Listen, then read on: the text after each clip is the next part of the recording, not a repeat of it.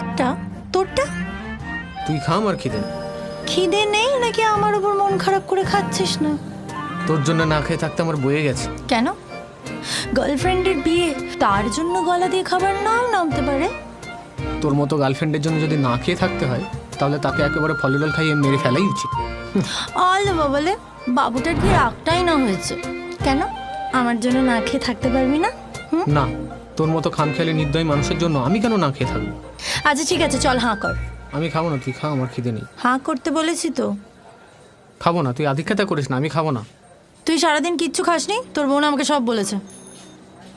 কি বলেছি তিন্নি? তোকে কেন বলবো? নে খা খা। তোর খিদে পাচ্ছে, তুই খা।